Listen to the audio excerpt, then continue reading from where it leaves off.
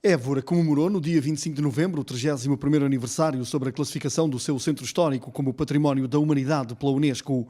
O Salão Nobre dos Passos do Concelho recebeu a cerimónia evocativa que contou com a presença de várias entidades civis, militares, religiosas e munícipes. No seu discurso, o presidente da Câmara Municipal de Évora, Carlos Pinto Sá, falou sobre a revitalização do centro histórico e o que é preciso fazer para o preservar e valorizar. Ter a mente aberta à necessidade de introduzirmos inovação, de introduzirmos conceitos novos nesta abordagem, conceitos novos que, permitindo essa revitalização, por outro lado, preservem aquilo que é fundamental no nosso centro histórico, que é a sua identidade.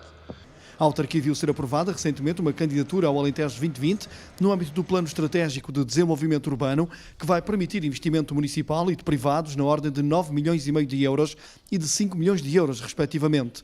Em termos municipais, há obras simbólicas que Carlos Pinto Sá não deixou de realçar. Desde logo, uma que já começou, a do Salão Central. Uma velha aspiração de Évora, dos évorenses, e que finalmente está em andamento. Ou, por exemplo, a requalificação do Palácio Dom Manuel, onde queremos e vamos instalar um centro interpretativo da cidade e um centro de acolhimento ao turista. Ou o Teatro Garcia de Rezende, onde teremos uma intervenção no exterior, no estacionamento, mas teremos também uma intervenção, sobretudo nas questões de segurança, não temos, infelizmente, dinheiro para mais, no interior do teatro. A cultura e o património devem andar de braço dado e a Câmara Municipal continuará a apostar nesta área como fator determinante na revitalização do centro histórico, embora o presidente da autarquia lamente a falta de apoios.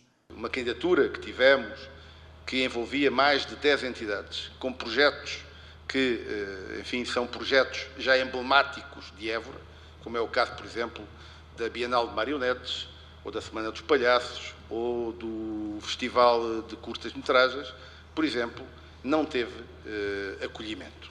Não aceitamos esta situação.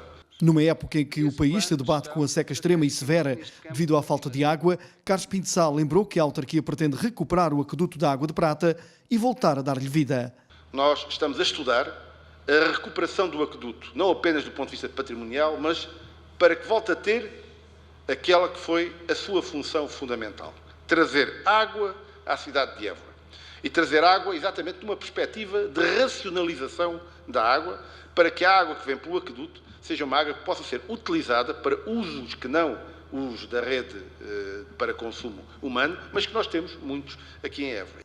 Por fim, o presidente da autarquia évorense lembrou que quanto melhor for o centro histórico, mais forte será a candidatura de Évora à Capital Europeia da Cultura em 2027. Que Évora tem todas as condições para apresentar uma boa candidatura, uma candidatura vencedora à Capital Europeia da Cultura.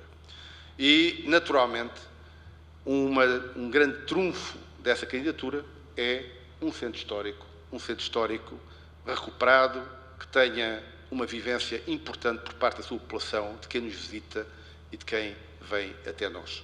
António Candeias, diretor do Laboratório Hércules, foi o orador convidado desta cerimónia e realçou o trabalho de cooperação que a autarquia tem promovido com outras entidades, tem permitido uma avaliação real em termos culturais e patrimoniais que permitirá uma melhor valorização.